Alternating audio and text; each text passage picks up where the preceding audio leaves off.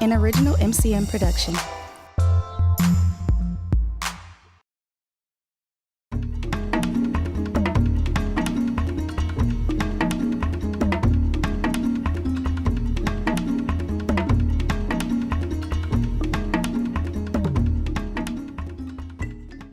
Now we will get to the crux of the program, which is a very important program. As Aaron stated, every January, Africology gives a forum, and they're always exciting, always interesting. So that's what it'll be about. But the topic, the new assault on Blackness, although I wanted to put continuing assault on Blackness, okay? And I would also like to say that we've got one of the best people moderating this, being an expert on Blackness, our own Judge Russell Stanford.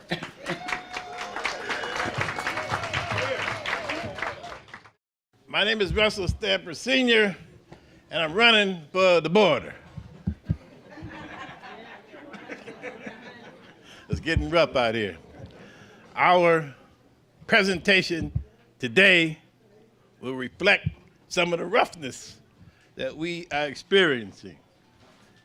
And I will not delay with attempts at humor. We have three presenters.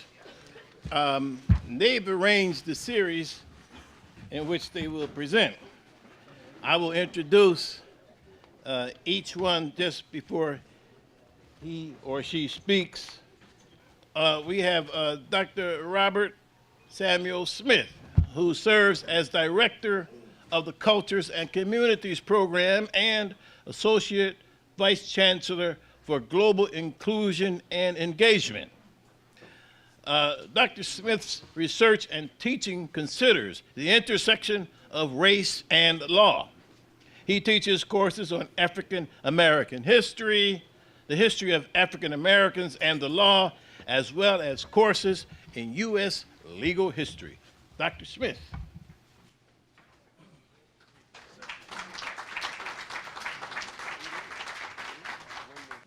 Good morning, family. Hope everybody's doing all right this morning. Please continue to enjoy your breakfast. It's always a pleasure to come and speak with you on a good Saturday morning. I want to apologize. I'll have to dip out a little early through the Q&A. I've got a sick child at home, and I'm starting to get a little bit under the weather as well. So I apologize if I miss any of the Q&A. I'll keep my comments brief because it's really important that we hear from our young people, our students. Who's having trouble? I'm sorry. How about that? Is that a little better? All right, it's really important that we hear from our students on this matter because they're the ones so deeply impacted by all of these shifts and changes. And so I'll make sure to keep my comments brief as possible, but I do want to shape and offer some context so you can get a better understanding of the world and the climate they enter and experience as a function of higher education and indeed this important and drastic restructuring that's occurring. There's two fundamental points that I'd like to make, and I'll make these out front, and then I'll offer some supporting information around those. First of all, it's critical that we continually connect long-standing budgetary attacks on higher education in particular to the long-standing attacks on racial diversity on our campuses. Those are not in any way decoupled. Those are indeed parts of the very same engine that we are all grappling with. The second point is the various arguments around budget crises are merely thinly veiled efforts to not only weaken higher education and thus reserving the benefits of higher ed for a very narrow demographic, but these particular arguments work to limit access to higher education for the increasing number of ethnically diverse students that our campuses should be welcoming as the nation's demographics change. And so those are two very important connected phenomena that I'll mention and talk about here today. Several years ago, we experienced some very important demonstrations in response to attacks on public unions and then generally public education. And as part of that process, there were a number of conversations, there were a number of panels, there were a number of opportunities to discuss the issues. And quite curtly at one of those events, I raised the question. I said, well, why are you all surprised? You know, because I couldn't understand the way folks were acting as if, oh, how could this be happening to us? And I think you all know that what I'm referring to in that respect.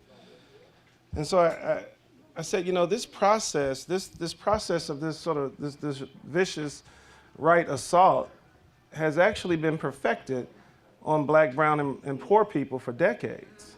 You know, when we think about these conservative-led attacks on higher ed, in a lot of ways, and not totally, not only, but in a lot of ways, these attacks gained momentum at that very moment in the 1980s and 90s when equal access programs, typically under the language of affirmative action, when those equal access programs got attacked very viciously. And what I like to do is just to remind us a little bit initially about some of the cases and the policies that were a part of that engine. And then I'll come back and talk a little bit about these fiscal issues and this, what I like to refer to as fictive austerity, right? These in some ways real budget issues, but in other ways very fabricated arguments about budgetary challenges and then also those connections to taxation. You all probably remember some of these cases. Hopwood versus Texas. Somebody said, oh yeah. Fifth Circuit rules that the Texas Law School may not use race as a factor in deciding which applicants to admit. 2003, we get the U of M cases, right, which is the court's response to efforts to diversify the Michigan Law School and the Michigan student body. The court says that it was indeed acceptable for the law school to use race to promote a compelling interest in diversity. Meanwhile, at the undergraduate level, the court found that awarding any extra points to racial minorities in the admissions process was indeed unconstitutional. And then in 2009, and here recently again, we have Fisher versus Texas. And I'll talk a little bit, obviously, very briefly at the end of my remarks about Justice Scalia's comments during the oral arguments, which I think exposes this very issue, this very nexus of the ways in which these the question of academic access to these institutions is directly related to this conservative wind that's just blown completely across the country. At another level, so those are the key cases, and there are some other subsidiary cases that we could talk about, but there were also some important policy developments that I want to make sure that we don't lose sight of. One of those, obviously, that sort of set this in motion in very drastic ways was Proposition 209 out of California, right? And you all are shaking your heads, you know what I'm talking about. More recently, in 2006, you had the Michigan Civil Rights Initiative, right, which was a direct response to the U of M cases, what could have been assumed to be successes in the U of M cases. Here in the Michigan voters decide through ballot initiative that race in admission, to end race, using race in admissions to public universities. Now, the outcomes from these developments are somewhat complicated. It's not linear. But our students today walk into campuses that are overwhelmingly impacted by this legal and political climate. And then we have to also add the economic crises, quote unquote, that are a part of these questions. So we're asking our students to be successful in some very difficult and complicated times and complicated and difficult terrains. But let me add a little bit more context. In every one of these key cases, there was a white student who argued that he or she had been denied admission to one of the nation's premier public universities due to race-based admissions. In each of the key cases, the key plaintiff was a white female. And though there were white males involved in the cases, the public discussion always hinged around protecting her rights. And that's very important, right? That is a public conversation that we have for a very long time. And that shapes a whole range of racialized opinions and attitudes. And this is really critical. These cases were often engineered by conservative think tanks that co-opted the language of civil rights in an effort to dismantle one of the most successful set of programs to emerge from the civil rights era. And these legal teams relied on arguments that suggested that their clients had indeed been denied their civil rights. We've talked about a lot of these important connected issues here in this room over the course of a number of Saturdays over the last several years, and we'll continue to talk about them. But I just wanted to make sure that we reflect back just to think about the ways that the 90s in particular and the first decade of the new millennium set a tone for what access to higher education ought to look like, and the ways in which students of color, particularly black and brown students, began to get marginalized very hostilely from the political climate, from the legal climate. Their presence was very hostilely attacked in political and legal circles. On the second matter of economic austerity, the following arguments have been leveled. Obviously, universities need to run more like businesses. You've heard that, right? You've heard that universities are bureaucratically awkward, right? In fact, here in Wisconsin, we were accused of hiding money. You remember that a couple of years ago? Right? And then you have the all too vague budget balancing questions that come up on a regular basis. Now, what we do know is these slashes to K-12 and higher ed budgets offset major tax cuts, right? And that's where the fictive portion of this comes into play. And I just want to share one stat that I think really accentuates this question of where we are budgetarily. We know the realities here in Wisconsin, but between 2008 and 2013, states across the nation cut a total of $16 billion adjusted for inflation from higher education budgets. Let me say that number one more time. States across the nation cut a total of $16 billion from higher ed budgets. That is indeed a significant and vicious restructuring. And our students, the students who need support economically, the students who are relying on higher education to change circumstances and improve their life chances overwhelmingly are going to be most dramatically affected. I keep looking at the timekeeper because the last time I was here I went over and Dr. Malone said she was going to hurt me if I did it again. So, and I believe her. So our students here, you know, they're going to school in very stressful times. They're expected to remain focused with all this uncertainty in the air. They have to go to classes with faculty like myself and staff members whose futures are in many ways uncertain. And all of this shows as we, as administrators, scramble to respond to these fiscal changes, our students have been forced to push forward in hostile times socially. We know the social landscape in the United States is a hotbed right now.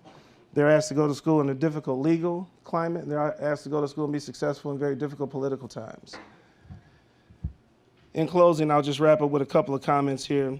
Our students attend college and prepare for their futures in a state where conservative officials have gotten so brash that they write racially offensive press releases and even give the Democrats the finger on the floor of the assembly. This is the world we're asking our students to be successful in. And our students go to school with the Supreme Court, whose conservative leader states during oral arguments, I'm going to read these for us, folks. There are those who contend, this is from Scalia, and I quote, there are those who contend that it does not benefit African Americans to get them into the University of Texas, where they do not do well, as opposed to having them go to a less advanced school, a slower track school where they do well. One of the briefs pointed out that most of the black scientists in this country don't come from schools like the University of Texas. They come from lesser schools where they do not feel that they're being pushed ahead in classes that are too fast for them. That's racist. I asked my fellow student panelists today to speak loudly and affirmatively and without reservation on these issues, because they are very complicated and very critical. I'll take some questions afterward. Thank you all very much.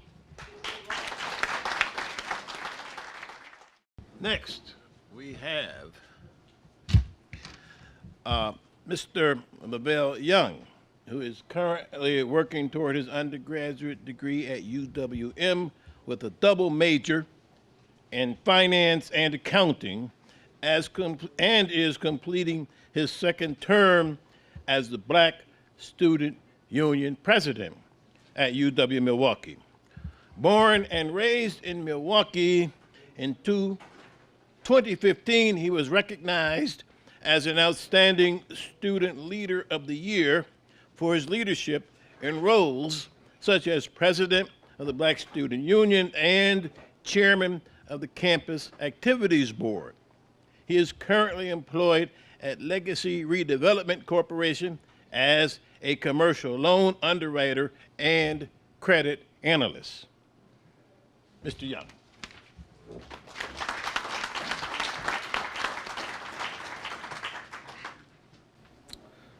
Good morning, everyone. Morning. I would like to thank this community for inviting me today. I'd like to thank the Africology department for allowing me the chance to share my experiences and my colleagues' experiences on campus. And so I just want to thank you all for that.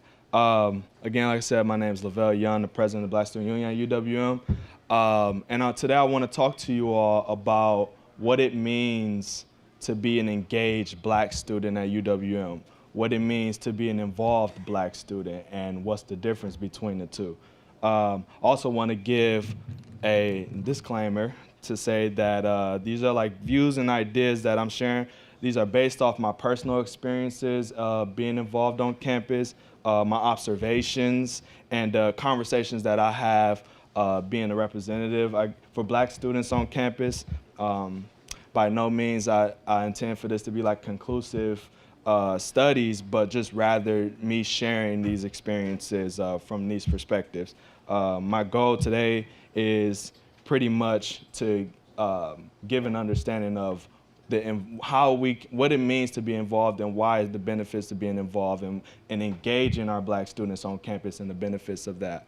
And so I just want to kind of break it down and talk about, I guess, engagement. And I want to start off there. And what I see the university role, the community role in engaging us as Black students.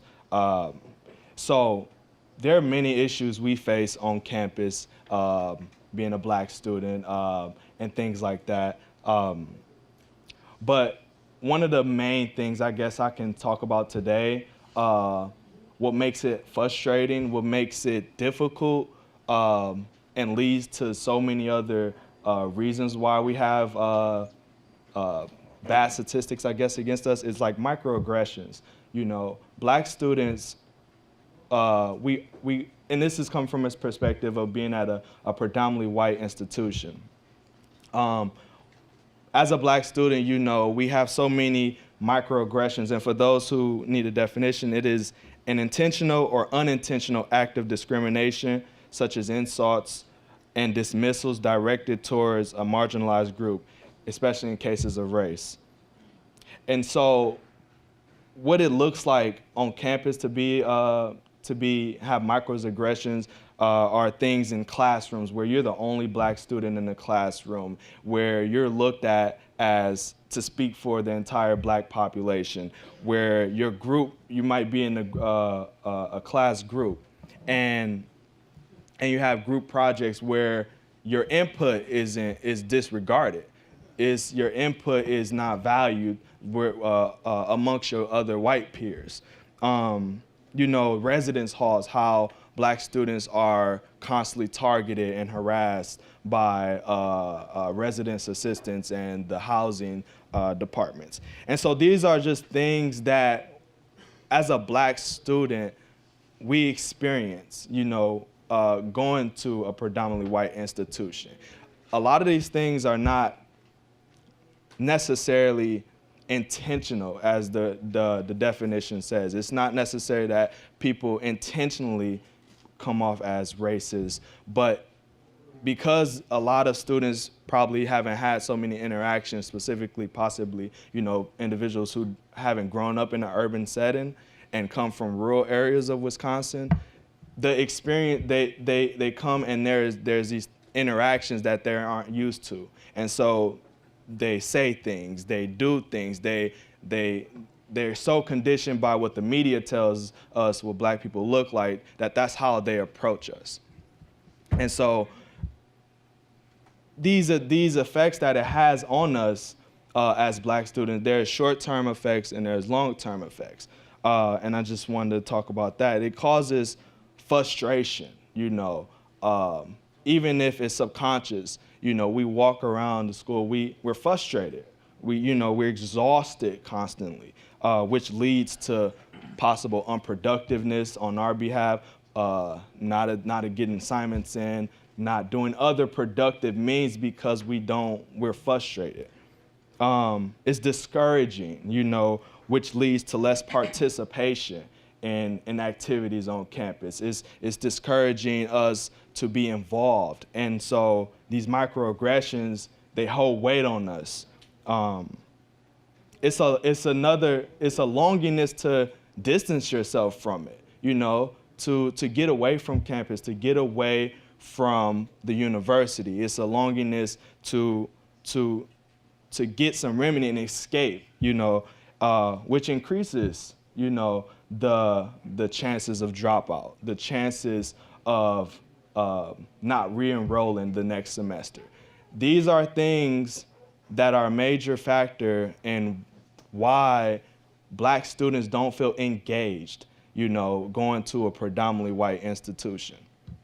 And so what I want to talk to you all today is not why the focus is, or my focus and what I want to share with you all is not to necessarily correct every single microaggression that a Black student encounters. That's not the goal here that I want to share. What I want to speak to you all about is solutions that help us remedy these almost, and I don't want to say inevitable, but it's almost inevitable microaggressions that's going to occur, going to a predominantly white institution.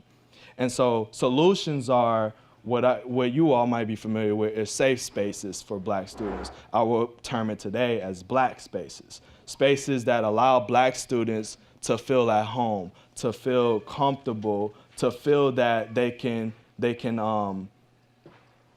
vent out, they can share these frustrations with people who understand, people who look like them, people from the similar backgrounds, and they can feel a community, a sense of community.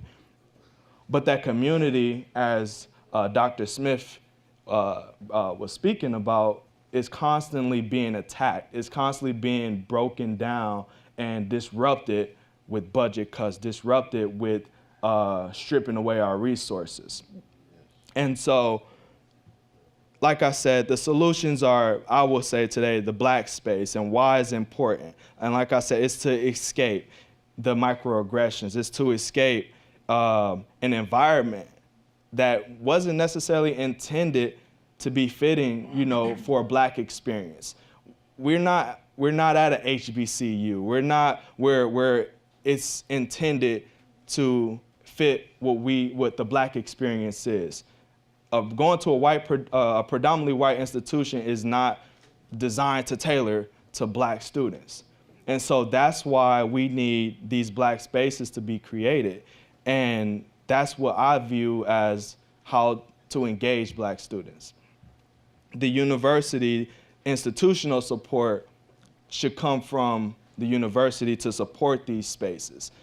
We shouldn't allow the university or individuals representing the university who don't have the understanding of what the Black experience is, who don't have an understanding of how to create that Black experience, deciding what it is. They should be supporting and funding resources to hire a faculty and support students who are creating those Black spaces. Because those Black spaces like BSU, like the Black Student Union, like the Black Cultural Center, they're spaces that we know how to create the Black experience. And so the way the institution can support us is through funding, which, obviously you all know is being threatened constantly.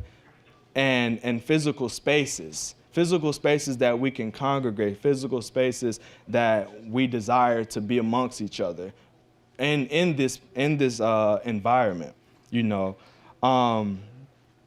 another way to support Black spaces is shared governance and allowing Black students, and I'm not talking about student government, I'm not talking about other student representatives. What I'm talking about is Black students having a seat at the table. Because when they try to say you go through your student government, we're not represented in student government. And so student government doesn't speak for the Black students. What we need is Black students to share their experience directly to administration, directly to those board meetings and those committee meetings who are making the decisions about us. And so that's a way that the institution can support us, is allowing us to share these ideas and these things. And once again, relying on Black students and faculty, Black faculty, to create that black experience rather than individuals trying to target black students or recruit when they don't know enough about us. They don't understand our experience and what we desire. And so to just conclude, when it comes to the engagement side of things, this is what I see as the engagement of black students, how the university, how institutions can engage black college students on campus. And it is through these measures that I think is the best way they can do that.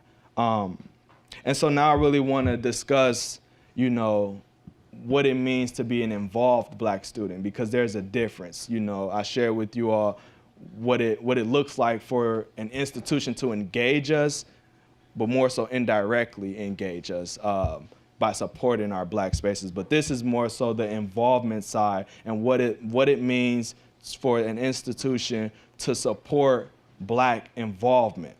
And so today I'll use the issue today for the involvement side is the inhibition that the university has. So inhibition, the definition is a feeling that makes one self-conscious and unable to act in a relaxed and natural way. And so, there are many factors that play a role in the lack of involvement of black students, such as part-time jobs, such as their commuter students, and other many personal factors, family things, and things of that sort. But the university plays a major role in encouraging or inhibiting student involvement. They can encourage black student leadership or they can inhibit. And what I want to share with you all is they're more so inhibiting us to flourish as leaders on campus. And so what it looks like when a black student attempts to be involved, it's hard enough that they have all these other responsibilities and obligations because we aren't the traditional student. But at the end of the day, we still try to be the best we can be. And when a black student attempts to be involved, specifically on the campus I come from, UWM, this is what it looks like. We're confronted with low expectations. We're confronted with they don't expect much from us already. So it's a question of why we're even attempting to lead, why we're even attempting to be involved. Our ideas aren't fully encouraged, and they aren't fully encouraged or supported. When we step up and try to be involved and be leaders, we face many barriers, hoops, and obstacles presented with us.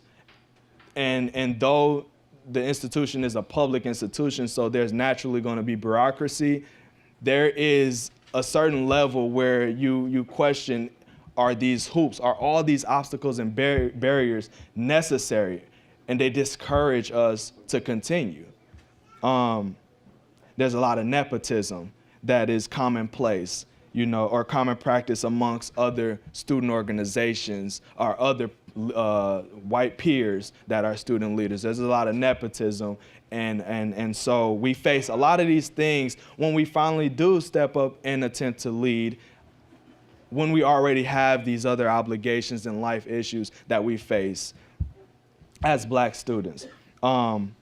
And again, it's the same short-term and long-term effects on us. Like once again, it causes frustration, and it leads to unproductiveness. Again, it's very discouraging, and it leads to less participation on our campus. And once again, it's a longingness to get away, which increases the chances of dropping out.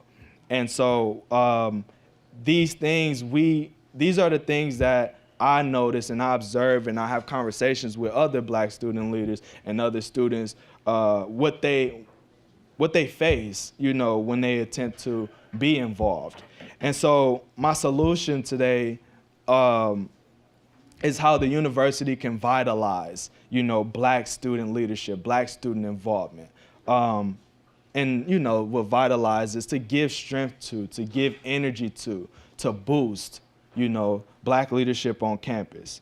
And in ways in which the university can vitalize Black student involvement is, the very first step I said is to be very proactive, you know, in recruiting and promoting Black student leadership.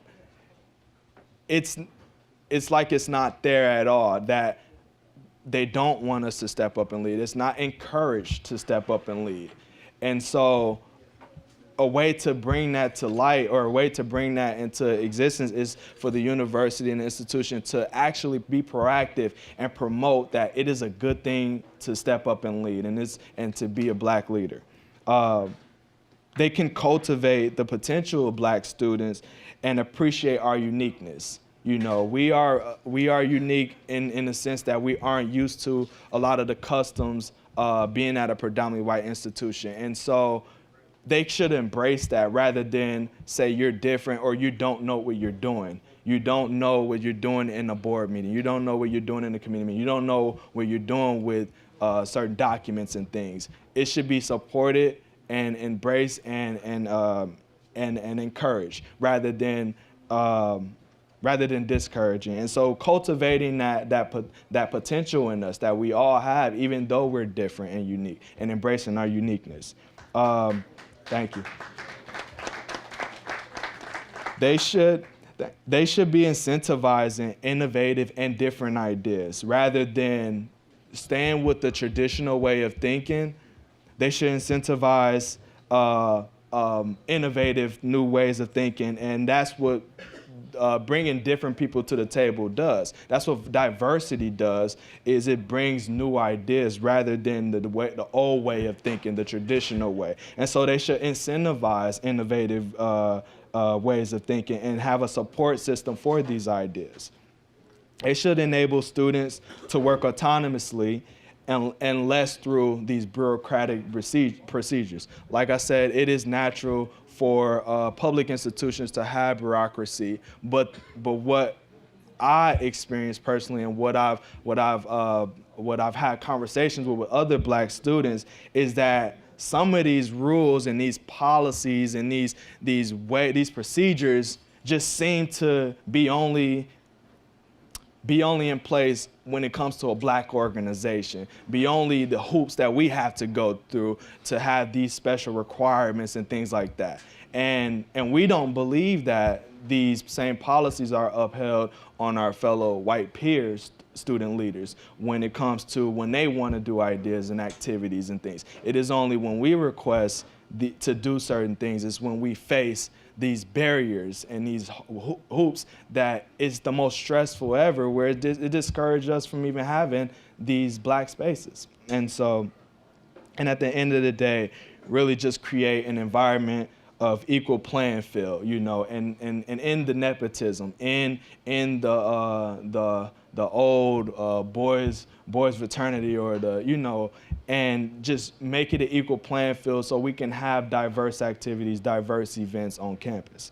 And so at the end of the day, once again, just to conclude, you know, what these things produce when a university engages us by allowing us to have our Black spaces, but also encourages our involvement, and what all these things produce. They produce higher retention rates. They produce leadership skills in Black students that can transfer into professional skills and community skills. They produce networking opportunities for Black students to meet other individuals who are doing things. It definitely, and especially in my personal experience, it definitely allowed me to have a profound and personal connection with my city, because of how involved I was in that. I care so much. It encourages people to be involved in the community. It encourages them to have a connection with the community.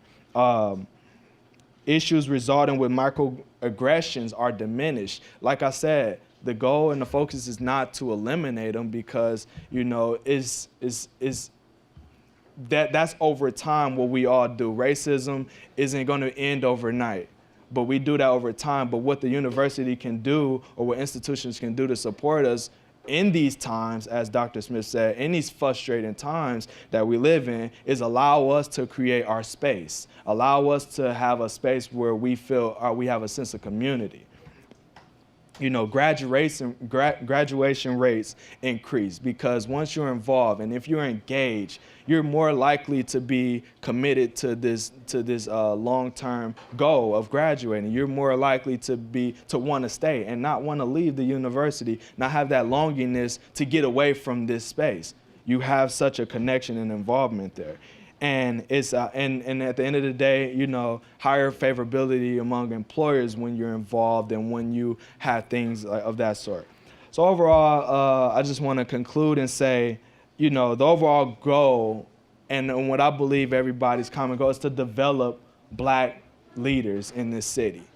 And the University of Wisconsin-Milwaukee can definitely do that if they engage us and if they encourage us to be involved. You know, the university plays a major role in developing Black leadership in Milwaukee. They can provide resources and opportunities for Black students to commit and emerge within our community. So again, thank you, but really, that's my points today. All right.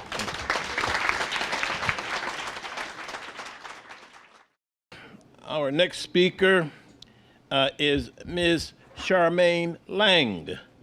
She is a fifth-year doctoral student in the Department of Africology. Her research looks at the self-care practices of Black women activists in Milwaukee, Wisconsin, and the long tradition of Black women's organizing. As a student instructor, she teaches classes on Black women's history. She is the director of the Reproductive Justice Collective, a project of Wisconsin Voices, and a proud member of the Echoing Ida program, which amplifies the voices of Black women thought leaders. Ms. Lang.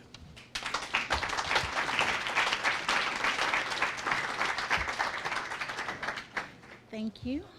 Greetings. It is a pleasure to be here.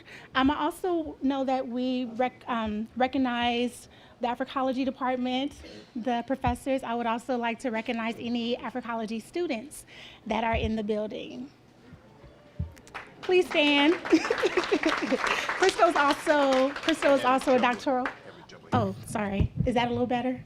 Crystal is also a doctoral student in the program as well, so we want to amplify the students in the house. So the title of my talk is The Academy Killed Me, Black Women Resisting Institutional Violence.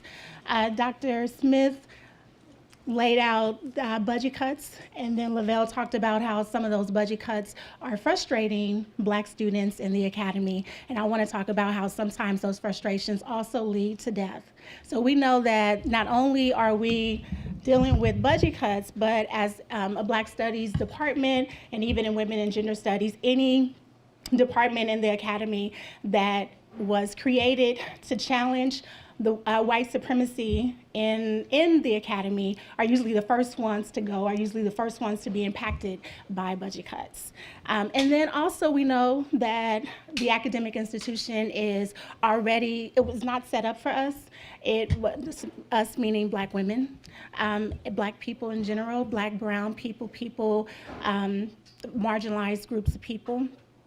And so today I just want to talk about some stories from Black women academics, both students and professors, and just to share with you all what we experience on a daily basis.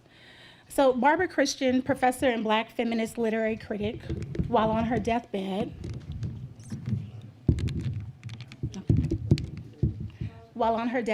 dying from stage 4 lung cancer at the young age of 56, told her students, "The university killed me. Don't let them do this to you." Thank you. Too many, oops. There we go. Something like that. No, because it blocks your face. Yes. Sorry. Don't want to be just a microphone on. Yeah. Thank you. Sorry. That's okay. Okay.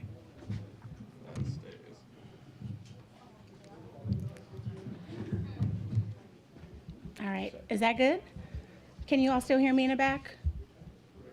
Yes? Okay. All right. So, okay. Barbara Christian. Yep, Barbara Christian. All right. Too many Black, brilliant people, Audre Lorde, Toni Cade Barrett, many other Black women, inside and around the Academy have died early deaths. And it happens to Black men as well, like our very own Dr. Winston Van Horn. I remember him telling me that the university will suck you dry and to not let it happen to me. So echoing the same sentiment that Barbara Christian told her students, that the university killed me, the university is killing us on a daily basis. So the problem is that there's institutional violence. And so for this talk, I'm using institutional violence to represent a form of emotional, spiritual, and psychological abuse that is inflicted on Black women from the university. So, and budget cuts, racist and sexist structures simply compound the institutional violence that we experience. So education is supposed to be about developing one's curiosity and critical thinking, so that in various situations we can draw on our analytical skills to solve various problems. It's supposed to be about our abilities to suspend whatever perspectives that we have for a moment to take in other people's experiences and other people's ways of thinking, and to have fruitful, productive conversations and debates. But this is not always what happens. And because of our race and gender, because of our ideas are deemed too radical, or when our ideas are not listened to or respected in the first place, we experience institutional violence. So I have about 4 or 5 stories. In preparation for this talk, I contacted, like I said, Black women academics. So some are PhD students, some have already completed their PhD and decided not to go into the academy, and others are faculty members, tenured and not tenured. So I want to first start off with the story from a woman of color named Jennifer Lisa Vest. And some of you all may be familiar with her story. She was a professor at the University of Central Florida. She had 2 heart attacks. She's a woman of color, disabled, and she was assaulted by campus police. So she says, "The police are killing Black and brown people every day. Oscar Grant, Trayvon Martin, Rekia Boyd, Jordan Davis, and Rodney King all taught us this. What is less understood is the extent to which the Academy is also killing people of color, the extent to which it is sacrificing women of color in particular, in subtle and unsubtle ways, through microaggressive and macroaggressive forms, from the perverse hatreds of powerful individuals to the institutional structures of patriarchal racism, homophobia, and ableism. Universities are killing women of color." So after she reported the police assault on her, she was dismissed. Well, she was dismissed by faculty members. I mean, she was still teaching, but the university did not take her complaints seriously. And as a result, she was mistreated. She was harassed by police and just continuing to be mistreated by even her students as well. So this is another story from another Black woman, or from a Black woman who was preparing for her preliminary exams. And preliminary exams are those grateful exams that we have to take in our doctoral programs in order to advance to the next stage. So the days I spent preparing for my preliminary exams were among the darkest days of my life. I was scared and had no words to describe what I was going through. I had anxiety attacks once a day for 2 weeks straight. I cried every day. My chest felt like it was going to cave in or explode. I couldn't breathe. My hair started falling out and I wanted to die. I thought of death as a beautiful escape to the turmoil I was feeling. So Lavelle talked about having spaces, having Black-only spaces where students can go and talk about whatever it is that they're feeling, whatever it is that they're going through, so that they can get adequate support. And the stories that I've heard from Black women students, it's time and time again talking about how they don't have those Black spaces, how they're not getting the support that they so desperately deserve and need. So another story from a student, a Black woman student. I would never wish academia on anyone, or the harmful she made up a word, or the harmful academizing of social justice. That shit has left me so bruised and wounded in more ways than I even understand. It's not freeing. It's a fatally abusive institution that has greatly diminished the quality of my life and tried to destroy my humanity. It's taught me the glorification of busy. It's taught me to leave my people behind. I'm not happy and I'm mentally exhausted. I'm tired. My mental health is really, really deteriorating. I'm losing my memory, my hair has fallen out, I'm depressed, and I have done harmful things to myself and other people because of the unbearable weight of my trauma. So trauma is something that the Academy does not know how to deal well with. So faculty, students of color, administrators, no matter what they look like, they are also coming into the institution with their own trauma.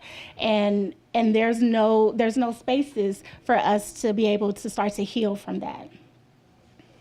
Also, one of the things that the sister talked about or highlighted is the myth of the strong Black woman. So that, you know, a show of busyness means that you're being productive. And we know that that's not true. One of the things that the Academy does is kill any innovation, any innovative thinking and creativity by constantly enforcing this requirement of producing, of writing, write, publish or perish, this whole idea, where many people, too many people, particularly Black women, are perishing as a result of this. Another story.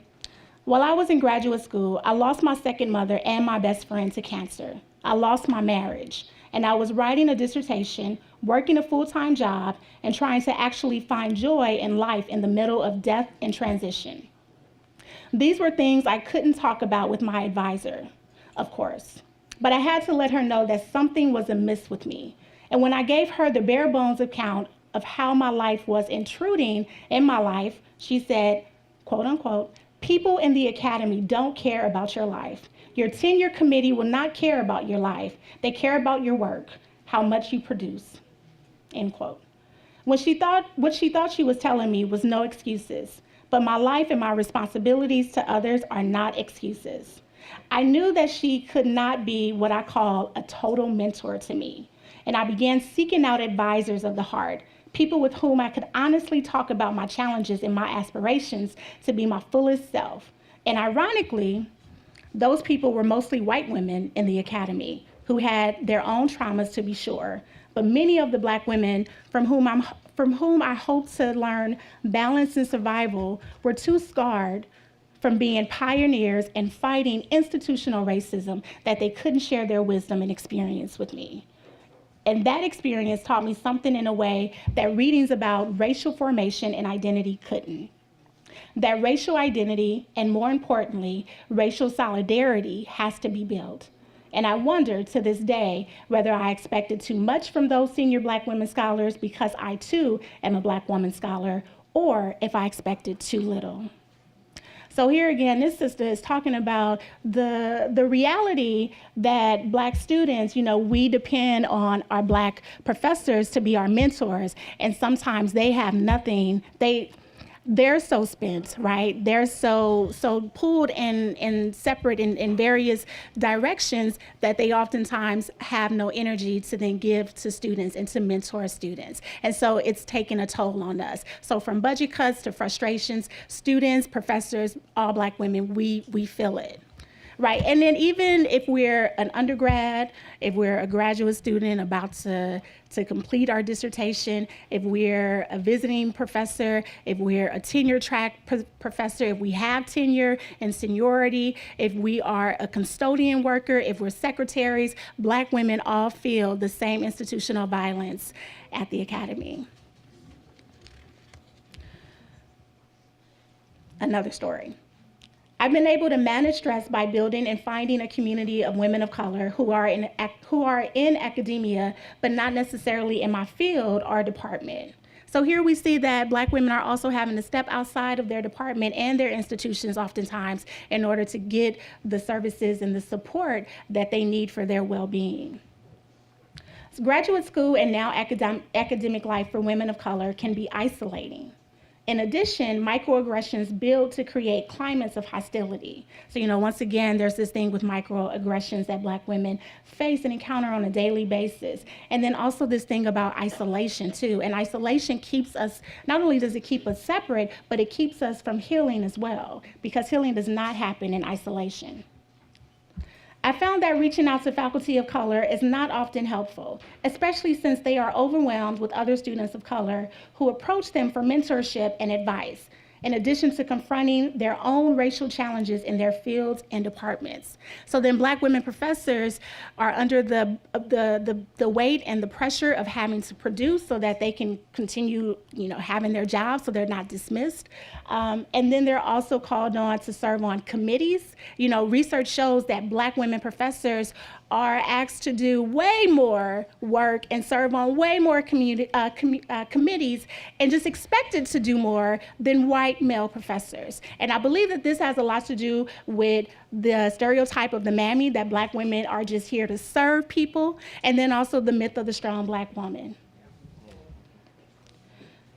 I've also found that people outside of academia do not understand the academic life and therefore aren't as understanding, although they may want to help and offer advice. So a supportive community of peers who can affirm my experiences have enabled me to succeed.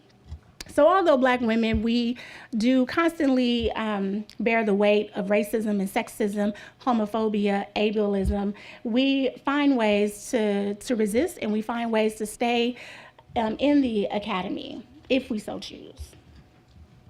I've also found exercising helpful in managing stress. In graduate school, as a single person, I was able to exercise and prioritize my physical health.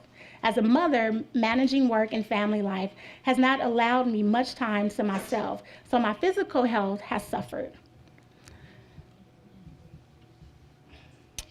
Another story. My experiences come from teaching and doing research at a variety of institutions, including small liberal arts universities, elite research universities, and lower-ranked research universities.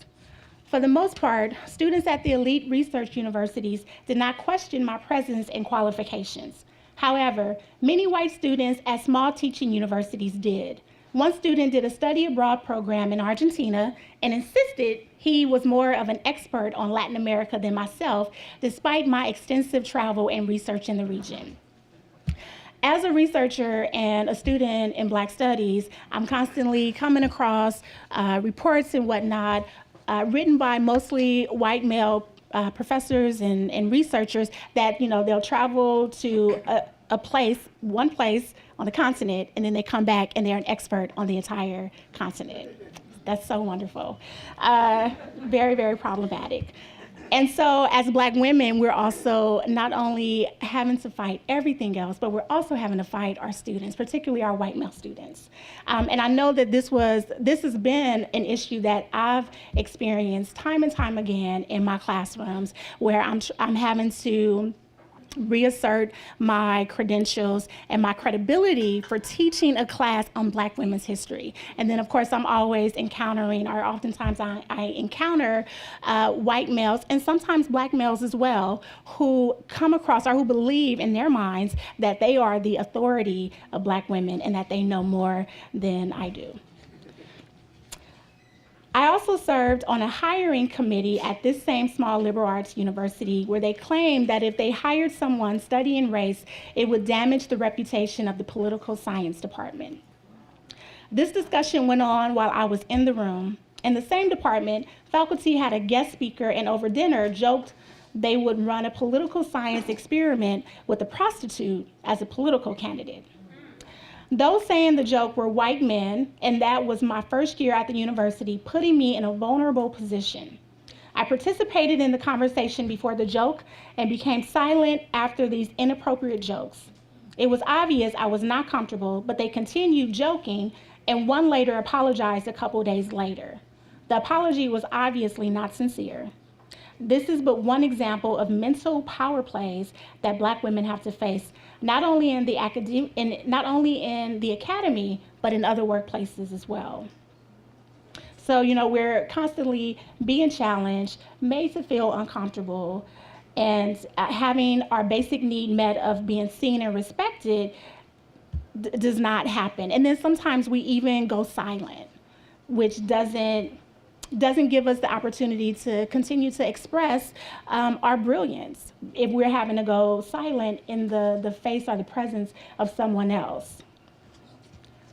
So another story. One strategy I started practicing is to let students know about my One strategy I started practicing is to let students know about my educational background and area of expertise on the first day of class. In terms of colleagues at former institutions, it was difficult trying to navigate their racism.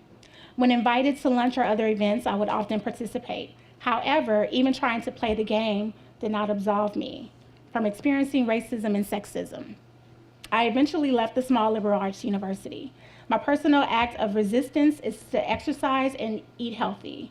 Rather than worry about racist students and faculty, I first take care of myself.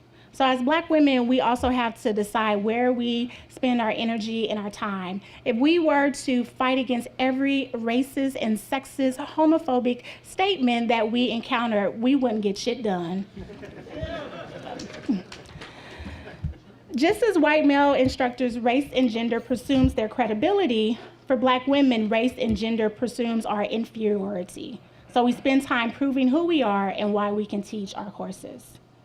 So finding a department or space that brings out the best in you and that you feel welcomed in is essential. And because the university is still an institution with racist structures, it can sometimes be a very difficult and daunting task. So in my bio, as Judge Stamper read, my focus is on self-care practices. So some of the things that I came up with was and some of the things reflected in the stories, for Black women to reach out to other professors and students from outside their department and institution. I'm actually part of 2 different programs just for Black women. So one is Black Girls Write, and it's a group of doctoral students from all over the nation, and we once a month get on a webinar and just talk and vent sometimes our frustrations with being in the program. And it's funny because, well, not too funny, but during one of these meetings, we talked about if we all had to do it over again, we would not go into the academy. And so very telling. And then I'm also part of a queer women of color writing group where we get together and we spend a lot of time venting our frustration, which is good because, we need to discharge those emotions so that we can get to our work. But we spend time talking and definitely supporting each other in our writing endeavors. To exercise, eating healthy, prioritizing self-healing and self-care, going to a therapist. As academics, one of the perks is that we oftentimes get healthcare benefits, so, taking advantage of that. Write about it, either publicly or privately. Sharing your story is important. Say no. Say no to things, to people, to serving on committees. Say no to things that don't bring you joy. Say no. Find other ways to sustain yourself through teaching and learning. So we don't always have to be in the academy. We can find other ways to sustain ourselves and to teach. One example is a woman named Dr. Sister Alexis Grums, and she's in North Carolina. And she has webinars, she does different things, lots of great things. She's a Black woman, and she decided not to go into academic teaching because she, didn't see herself represented there, and also because of institutional violence. And so as a way to preserve herself, she was creative and figured out a way to do what she loved, which is, teaching and connecting with folks, and to do it in a way that she's protected. Also, be strategic about fighting against responding to racist, sexist, homophobic commentary. We have work to do, and that's not always it. And also create that which you want to see. So I wanted to spend a little time talking about what some interesting findings based on the stories shared with me, is that I found that a lot of the the burnout that Black women academics experience are also some of the same burnout patterns that Black women activists experience as well. So some similar burnout patterns is the deterioration of public health, the deterioration of emotional health, and also a sense of hopelessness. So women of color academics are either leaving the profession, so they're quitting, they're being forced out, they're not getting tenure, or they're not having their contracts or funding renewed, or they're getting sick or dying. And these are some of the same things that we see with Black women activists, particularly here in Milwaukee. And so it's interesting, but not surprising, especially since Black women academics are oftentimes activists as well. So in the tradition of the scholar activist, so important and essential in Black studies is that Black women are not only working on campus and towards their own intellectual endeavors, but they're also working to move Black communities in ways that benefit us and liberate us as well. Okay, thank you. I'm almost done. I'll skip over some of this. So I do want to say that there is definitely hope, and we can do things as a collective. I know that one of the questions that Judge Stamper asked the DOJ at the DOJ listening session is, what are we to do? And so I would like to see the community and Africology and other caring folks in the academy come together to talk about solutions so that Black women, Black people, brown people as well in the institution and in the community are not we can create some buffer, we can create some safe space. So the same things that we see happening in the community is the same things that's happening in the academy as well. One of my professors told me that the academy is a microcosm of society. So whatever we see going on in society, racism, sexism, white supremacy, it's going on in the academic institution as well. One of the other things that I believe that we absolutely have to do is commit to our healing, both individually and collectively. So there's something called emotional emancipation circles, which I'm really big on now. I'm not sure if any of you all have heard of those, but I'm looking to start one here in Milwaukee. And this is a space for Black people only, where we come together and we talk about how white supremacy impacts us. And it's a way for us to discharge discharge and heal from traumas that we experience. So both currently, but also the ancestral trauma that we have that we're holding on to as well. And so the emotional emancipation circles were created in connection with the Association of Black Psychologists. It's culturally sound and grounded, and it's about healing multi-generational trauma. And it's a way to promote healing. So I'll be here afterwards, and so please talk to me if you're interested, and thank you. What I wanted to do is just offer a few more comments to help accentuate some of the points that our panelists made. And I also, Judge Stamper told me to wait, but I don't think I should wait. Let me just offer a couple of points to emphasize what we heard today, because I think it's really important that we put it all together. So on the one hand, what our panelists have explained very clearly are these important challenges within the institution itself, right?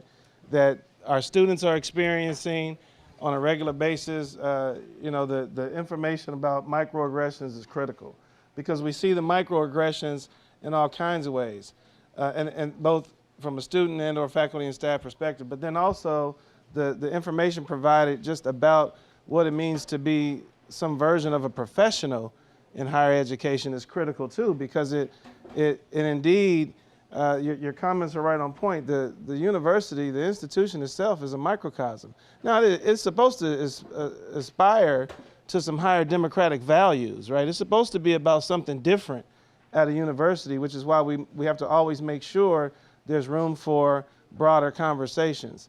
But for my colleagues in the room, and there are a number of folks here from UWM, so I hope that during the Q&A we get to some of that conversation. But specifically for my women colleagues in the room, let me as a man make sure to affirmatively show support in solidarity on these issues because I've witnessed it, right? I've seen how gender bias can affect the peer review process, both departmentally, but then also in publishing, right? I've witnessed the ways in which race can play a role with women in particular, black women in particular in the classroom. You know, I don't get the same kinds of pushback in class when I talk about race that I know my women colleagues do. I know that for a fact. And I also don't receive the same kind of institutional violence as a function of what limited privileges my gender provides as a black man. There's some other issues there, but there's no question that this is problematic. But now let's add into the complexities with all of this, the racialized nature around higher education and the attacks on racial diversity in higher education and the budget crises, right? So our programs and entities and units on campus that are specifically designed to promote a healthier campus climate and or a healthier experience for our diverse students are constantly under scrutiny, right? They're constantly under scrutiny. And then of course, when we move into this moment where we have these fiscal or financial or budget related issues, those programs, those units are oftentimes the first level for some sort of redirection and or for some sort of total cut. And so not only are these personal, individual issues really critical, but then it's also these institutional realities that are going to be critical moving forward. In the next couple of weeks as a university, we're going to have to make the decisions about what those cuts are going to look like. And these questions around racial equality, the questions around preserving a healthy environment on our campus regarding gender equality, all has to be a part of the conversation. And so I want to thank my fellow panelists because they actually provided a wonderful overview of both these internal, external, personal, individual, and institutional challenges. So I just wanted to offer some of that commentary. Okay, we're ready for the question and answer session. Please, one question, no debate up here. And if you prefer to make a short statement, you can do that, but you don't get to ask a question. So it's either a question or a short statement, no debate. He always does that. I'm Ms. Rose, and I'm not going to ask a question. I'm going to share some information with you. When I retired, I decided to go back and get my credits, and I got my degree at UWM for criminal justice. I had to do my own research to find out all my credits from way back in the 1960s, 50s and 60s, so that I could get into the university. I had to do my own research into the dead files and everything. And I thought things had changed a little bit. But after I graduated, I also found out that in the classes, they were giving out false education. I had to correct a professor in class. The ologies, they come up with all sorts of things. In order to get back at me, they just lowered my grade, which didn't mean too much to me because I didn't need it because I was already retired. So what I'm saying is, I thought that it would change a little bit, but I see that it really hasn't in fact, it's gotten worse, and maybe I might be accidentally at fault because they don't want too many people like me anymore involved. So my thing is this, is that the subjective courses, those are the ones we have to worry about because they can do whatever they want, but the objective ones are where they can't, like 1, 2 type of thing, they can't mess your grades up on that. So you have to be strong within yourself and know where you're coming from, but we need to work with each other from way back. I'll be contacting you in the future on that. But I just want to let you know that the university has done a lousy job, especially when it comes to Mark Twain and the 16 ends on one page, and I challenge that. I don't know if they still teach that in the English in the English arena, but I said there are a lot of ethnic groups that have more negatives, but they never talk about them because they say it's the real word. Challenge it. And if you need support, I'll get in touch with you so you know how to reach me. Because I think it's a shame it's still going on after all these years. There is one thing, I'm sorry, I'm going to have to say it whether you like it or not. How can Africology have a white person in charge of it? Because I'm going to tell you something, there's nothing wrong with white folk. But the thing is, they don't know the background, and they don't have what's necessary to understand. This budget thing about asking for funds, I have a problem with it. And we'll talk about it later if anybody wants to when you meet people. That was the question. You don't get to do that. How can you start it with? Come on, ma'am. Yes, if you have a question, yes, go ahead. Yes, I do have a question. My question is this: why are you Speak today? louder, please. Why are today still talking about racism and fighting the stigma that it left, and the stigma that was here since Moses taking his sister-in-law to his brother's wedding. So if you're not going to go back and teach our children the right history, then don't we teach them any? Because what you're doing is mixing them up more than they are. The reason I'm up here, I got 23 great-grandchildren and 13 grandchildren. I don't want them to go backwards. I want them to go forward. This is a forward world. Their great-grandpa gave his life for this country so that they might have that right, and I want to see it. And what's your name again? You can call me Russ. Yeah, I've been knowing Russ since he was a young man. He's still young in ideas.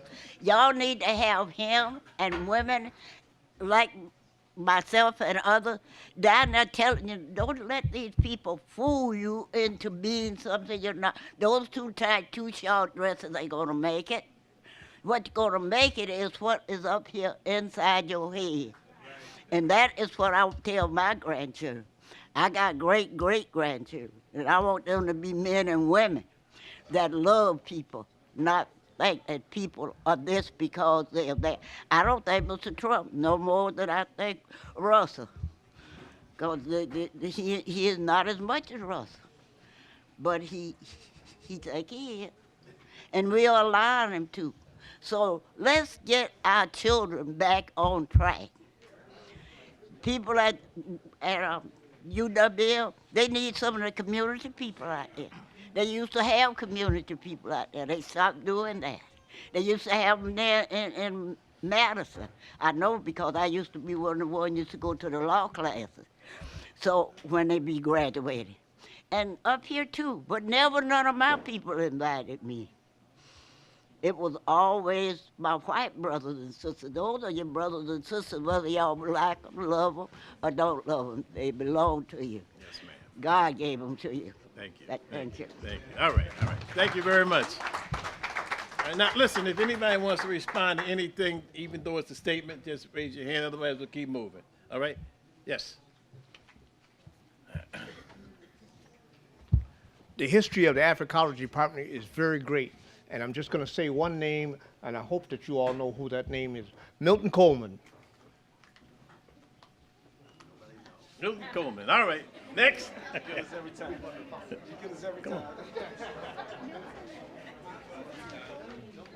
Good morning, good people.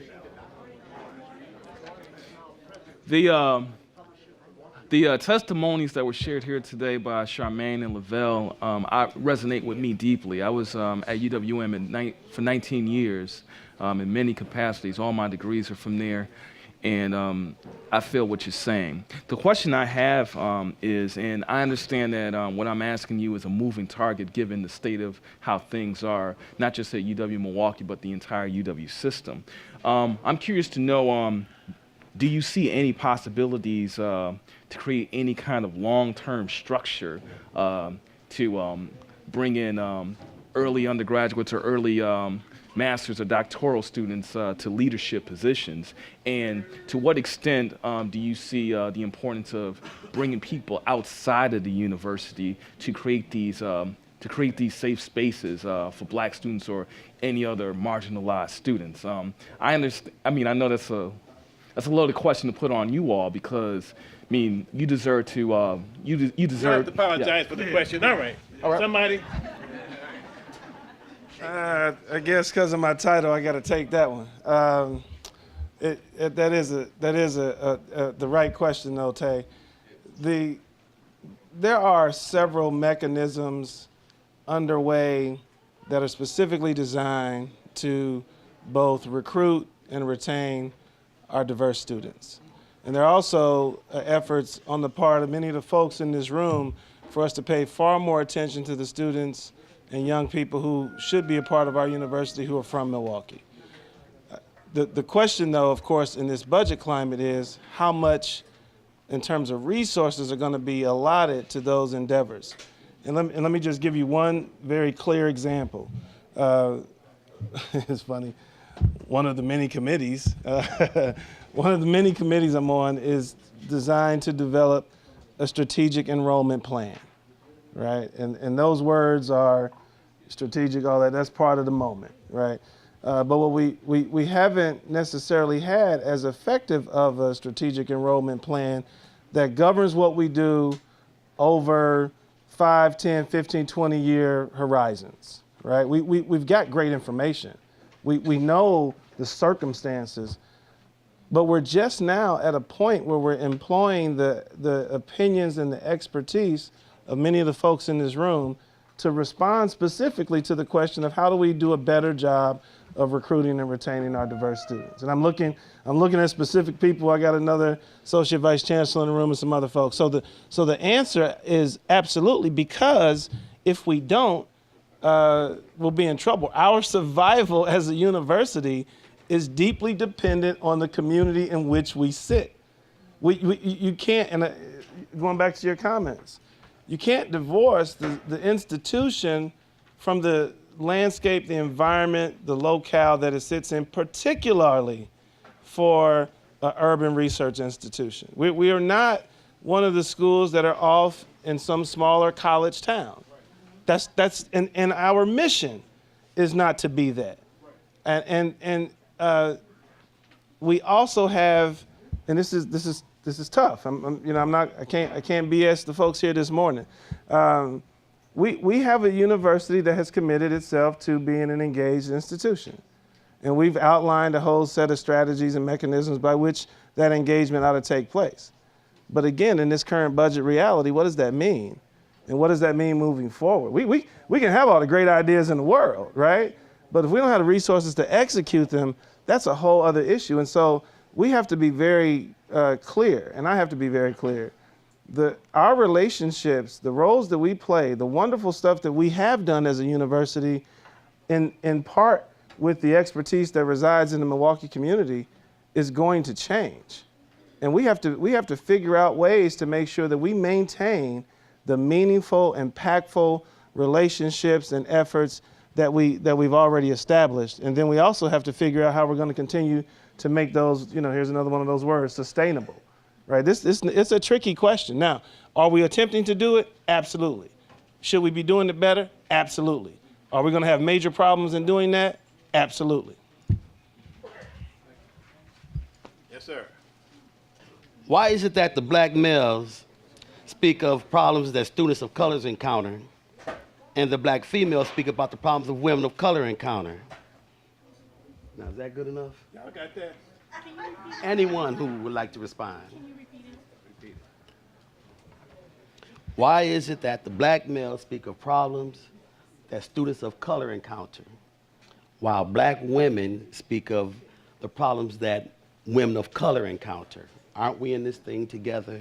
Can we get rid of the Willie Lynch thing? The only way we can make this thing happen is together. Yeah. Thank you, brother, for that question. And my comment is simply that if black men and other people were talking about the experiences of black women, then black women would not need to talk about the experiences of black women. So I think your question is right on, and maybe not for this panel, or maybe not for me. So that's simply my question. We are all in this together, and we see, because of patriarchy and sexism, how women of color particularly, are consistently left out of the conversation, which is why since the beginning of, well, not the beginning of time, but since the beginning of black people's,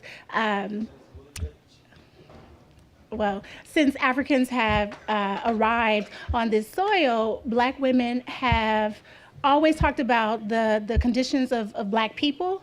And then we see with the Black Club movement, the Black Women's Club movement, and with Black feminist organizing, particularly during the late 60s and 70s, that Black women had to fight for themselves. And as the Combahee River Collective mentioned, who else but us will fight for us? So that is why Black women are consistently talking about the impact of Black women and the experiences that we have. All right, let me put in my 1 cent. Women are vulnerable. They're the weaker, physically weaker sex. They have children. Oh, you're strong as I am. Give me a break. But listen, I'm telling it like it is. They're physically weaker sex. They have babies. They need a period of protection. We need men to stand up and protect them during such times as they need protection. So there is a special need, a special treatment for women, and they have every right to voice it. Like it or not. Hi. Hi. Dang, I had to come out after that. Shoot. One, I know plenty of women that are stronger than every man in this room.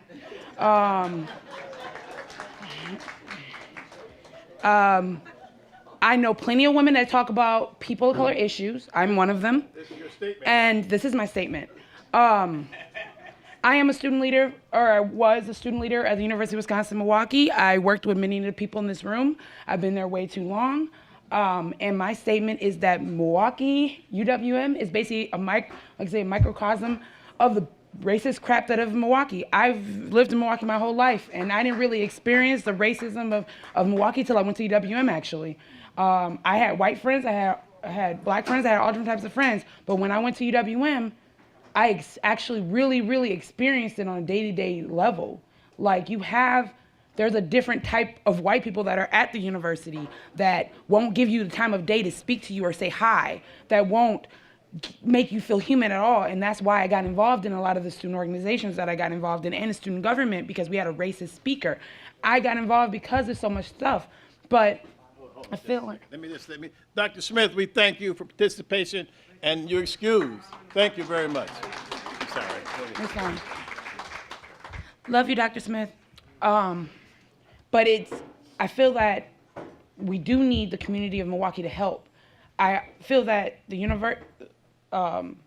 that the students in the university, if they trained right, they do right, they can do right by the community, but the community needs to do right by them.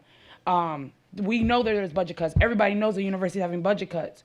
I would want to see the university to be that mentoring space for the students on campus, because we know that there's budget cuts. And you know the first people on the chopping block are going to be the people of color offices and the people of color spaces. Hopefully not. I love y'all. I ain't trying to go against y'all. But you know that there's issues. And I want to see people come forth and say, look, fund Black Student Union, fund Latino Student Union, give them some money to be able to advertise some mentoring or do mentoring or have spaces, have food at all their events. Be there. He's right here. Give him $10. Something. Because the students that are at UWM are in a critical time. I basically almost failed my classes because okay. I basically almost failed my classes because when I try to do a program or something, I'm thinking about all the kids that if we don't do this program could fail and drop out of drop out of school, you know. And so that shouldn't be, because a lot of the students feel like that, and a lot of students feel like we're basically representing, and we have the weight of the other people of color students on our shoulders, and we must do right by them. So please help everyone that's still there fulfill that mission. Thank you. Dr. Russell will be the last person today. We have to be out of here around 11 o'clock. Thank you. Yes, sir. Please make it short, people. I'm a DJ. I'm supposed to go long. All right, but anyway, my name is Maurice Beckley. DJ-wise, I'm Dr. B. From the outside looking in, one of my greatest experiences with UWM was checking out Dr. Khalid Muhammad back in the day. Controversial. I just saw the son of a Panther. One of the Black Panthers spoke a few years ago. So my question to you is, what is the current condition of the BSU and other organizations and the Greeks there? Because I haven't heard or seen a lot of action, but I'm on the outside looking in. And what is their position on backing you guys up? And do you guys have blog sites or anything like that where outsiders can go and read up on it? Because we're not as involved. Thank you for the question. So the current condition of, I guess, the BSU and the Black Greeks on campus is, in the last year and a half now, BSU has been trying to revamp, has been trying to get the rapport, build the rapport up with Black students itself. You know, BSU hasn't always had the best rapport with its own constituents and things like that. And so in the past year and a half, we've been trying to rebuild it, trying to do our social events, but also at the same time do some educational things and of that sort. We are a small, self-sustaining organization. When I say self-sustaining, I mean like we fundraise our own money, but and the goal and the vision of mine is to really get you all from the community to recognize us where, you know, it can bridge that gap that seems to be missing. And so my goal is to expand BSU outside of the walls of the university. And it's going to take resources to do that. And we slowly but surely are building up our resources, our human resources, our financial resources, but at the same time, we are students and we full-time students at that. And so it takes a lot. And that's why I was here today to speak on, you know, how the institution, the university, can support us with doing more activities where we can have the involvement of the community. But the current state right now is we really just rebuilding as of the last year and a half. Yeah. Good morning. My name is Dr. Florence Johnson. I'm a senior lecturer in the Department of Educational Policy and Community Studies at UWM. And I want to thank this panel. You hit right on point many of the things that I've experienced myself. And I'm not sure mine is a question or a comment, but in my mentoring, I watch out a lot for African American students who are having special kinds of problems. And that is why I'm talking today.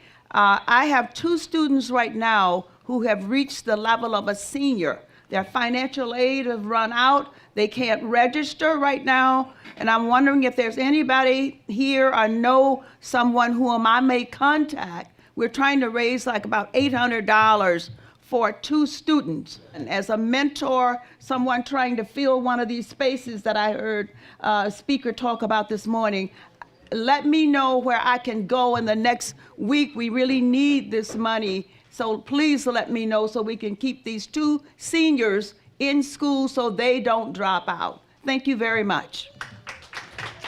Caller later. Next. You're up. Okay. Thank you. My name is Hermite St. Jacques. I'm a visiting assistant professor in Africology. Sandra Jones. I'm also retired from the Department of Africology. Joyce Kirk. And I have 2 points in one statement. And my comment has to do with the question of the chair of Africology being white, okay? As a discipline, okay, an intellectual pursuit, as any other discipline, the study of Black people, people of African descent, is open to everyone, okay? That's like saying Black people can't study European history. Black people can't be an expert on hip hop in Japan. I mean, come on, it's just ignorant, okay? The second point I want to make is the fact that we have allies, we need allies. And if you look through the history, okay, we couldn't be where we are without allies in terms of the abolition movement, in terms of civil rights, okay? So, and just even thinking about, I'm a trained anthropologist, and thinking about Black anthropology, and thinking about Melville Herskovits, okay? That's Janetta Cole's mentor, okay? All right? So I'm just saying that we have to go beyond that, okay? We have to go beyond that. Another thing, too, Erin is doing a wonderful job, especially in this climate of hostility, okay? And she goes to meetings, okay? And she fights for us, and she struggles for us, okay? So, and as a new faculty, I come in, she's welcoming. I just get very emotional when people question her dedication because she's white.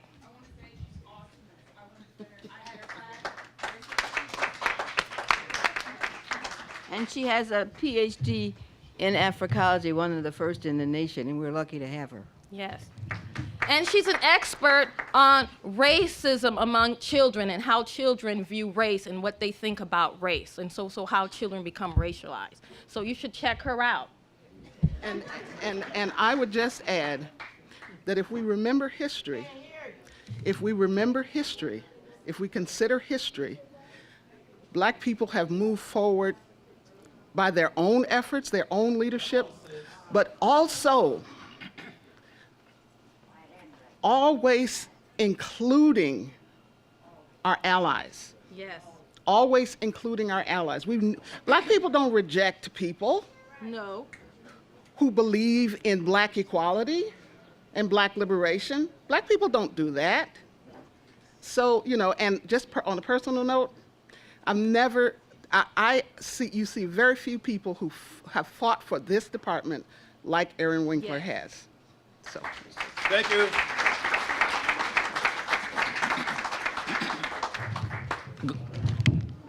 Good morning. I said good morning. My name is Gary Cooper Sperber, a queer, out, Black, proud man. I am an academic advisor in the African American Student Academic Services Office at the University of Wisconsin-Milwaukee, and I'm here to give you some information. Our office is under attack.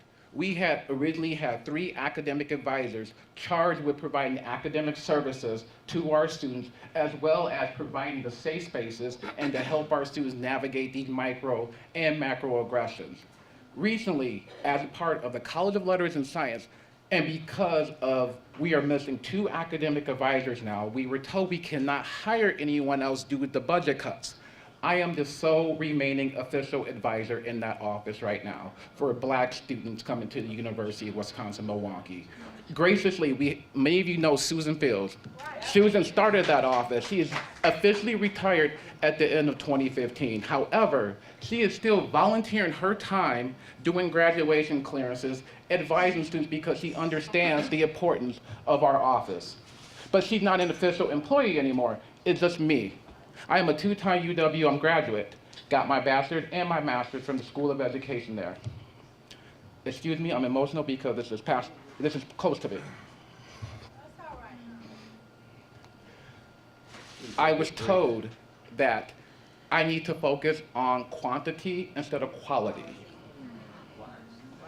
I need to push more people through. And because I provide these supportive services, I have a background in financial aid. I articulate the financial aid information to our students so they become more informed. And I was told that I need to stop being a parent. This happened within the past 2 weeks. I am only one person trying to help our students get on campus. Many of you in this room know what I'm talking about because you work with me at UWM, colleagues, students, community members. I'm at my breaking point. I really am. Because this school that has transformed my life, bringing me out the hood, mentors who are in the same room had cultivated me. Say, Gary, you are someone important. You are someone who's going to make change. I can see you as a visionary to be able to go out there and provide for other individuals after you. We want to prepare you to be in this role so that way you can help transform lives. But yet I cannot adequately do that because I don't have the resources. I come in at 8:30 a.m. Sir, we want you to wrap it up. I understand. But I want to let the community know about insider stuff at UW Milwaukee. Yeah, this is we don't important. have time this morning. But, okay. But my point of saying this is they told us that we cannot hire any more people, but yet there have been other individuals in academic side of things who've been hired since then. If the institution really cares about Black Milwaukee and marginalized peoples in general, then show it. And I need you people in the community to write to the people at UW Milwaukee, the deans, the chancellors and stuff, and let them know that we need more manpower at the front line doing things.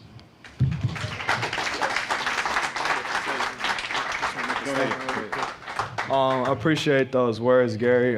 Just wanted to let people know that that office where he's talking about is the office that encouraged me to run for the Black Student Union president. It's the one who told me that I could run for student government president and almost won. It is that office who allows those spaces, which I was explaining earlier, that gave me the comfort to go escape when I have frustrations from student government and all the other white spaces on campus. It is that office. And so again, I would like to encourage people to write to the university, because I was speaking to someone. He can share it in a second, but what I was saying to someone earlier today was the fact that once I'm done and doing my job as the BSU president, who's going to follow in my footsteps, and what departments and faculty and spaces is going to be in place for that person to vent, to have that space, to keep encouraging them through all the hard times and the stressful times as a Black leader on campus. You know, we don't want to discourage Black leaders. We already have a lack of Black leadership. And if the university doesn't help us flourish by supporting these offices and departments, then that's why Milwaukee will continue to lack, because we won't have Black leaders. Next. Good morning. My name is Octavio. My question is for the lady and Mr. In the sky, all are beautiful, but my question is, what is the real impact between academy or university with the real life developed people here in Milwaukee? He's asking what is the real impact that the Academy has on the impact of Black lives here in Milwaukee, right? Yes. Okay, awesome. So I ask myself this every day, and I also let this question guide my research topic. And so, which is why I'm not from Milwaukee, I'm from Los Angeles, and I came here just to attend the university. And after understanding the landscape, the climate, and the white supremacy that is here in Milwaukee, and then the conditions of Black people, I decided that I wanted to stay and to really make good use of my research, you know, and of my time here at UWM, and which is why I chose to look at not only the stress management techniques and what's stressing Black women activists out here, but also what can I do, what can I help do, you know, during my time here. And I think it's a question that other Black academics also need to ask themselves. So I've heard people talk about the community and academic involvement, and that we need the community to be a part of Africology, to continue to be a part of Africology, just like we need the Academy and the Department of Africology also needs to reach out our hands to the community.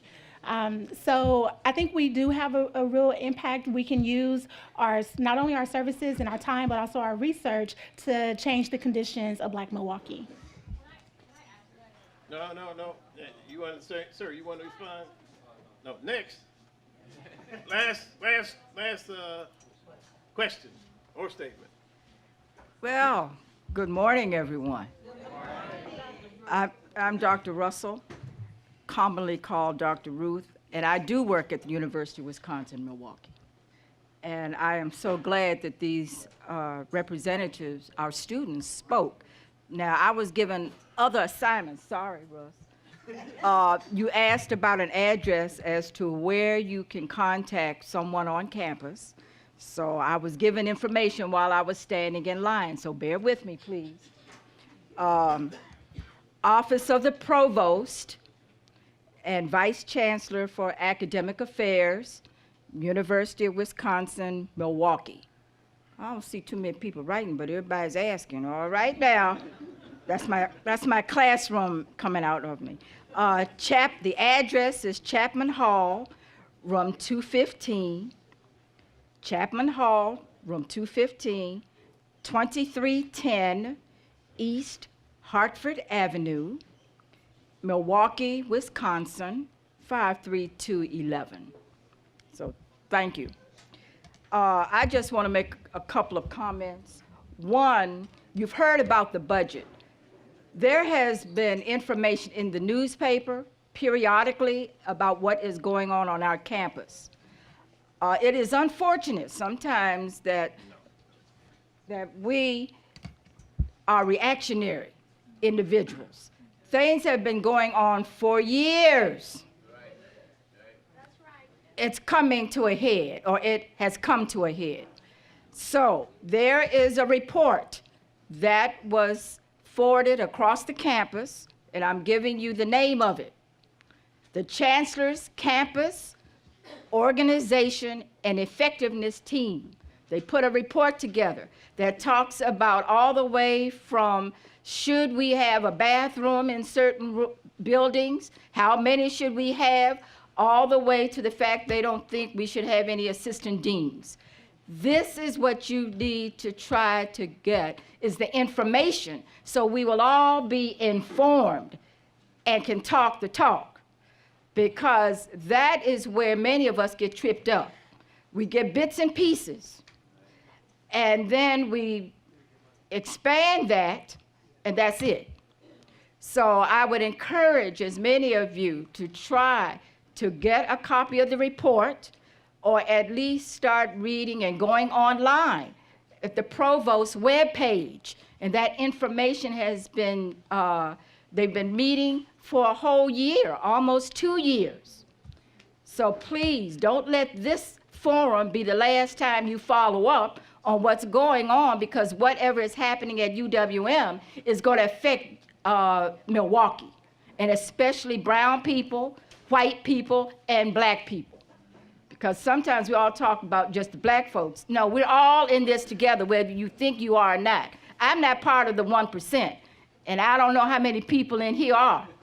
So when you think about that, we are all in this together, and that's our state university that we're paying our taxes. So the other thing I want to say quickly is that the department that I run, they may not be dismantling it, but it is going to be coming under some restructuring. And many of you know it as the Experimental Program of Higher Education, Ernie Spates program. It is now the Academic Opportunity Center. So many of us are fighting, and some of us are a little tired, but unfortunately, friends, we don't have that luxury. As long as all of us are still living, we have to prepare the way and help each other, but we also have to prepare the people that come behind us. And I heard the comment that Ms. Rose made about Dr. Winkler. Let me tell you something. If we don't have the Dr. Winklers to speak up, they're not listening to me. And I have a PhD. I'm not from here. I think I talk pretty well, and I don't look too bad either. So what's the problem? So we need the Winklers and the other people in this community to step up. It is going to take all of us, brown, black, and beyond. Thank you. And the O. All right, thank you very much, everyone. We thank our panelists. We appreciate you. You have been very informative, enlightening, and inspiring.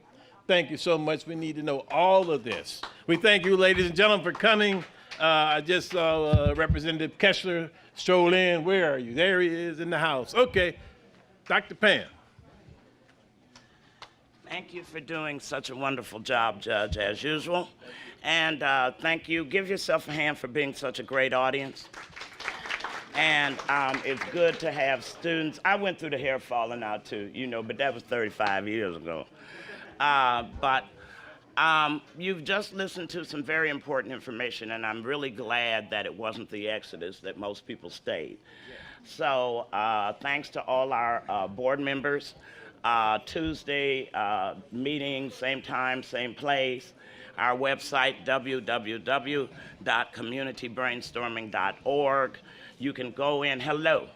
You can, you know, oh, here's something, if you listen. You can go in and type in your email address, and you will get automatic announcements. Before Sam closes us out, I want to say that I teach at MATC, and I advise almost every black student there, even on my days off. I approach them. I go over to the counselors with them. I make out their schedules. So whether you're paid to do it or not, that's what you need to do. Okay. I get put out the provost's office. They said, let the students come on their own. I said, no, they're coming with me. So if you have to help somebody and you're not getting paid for it, then that's what you need to do, because you all have something to offer.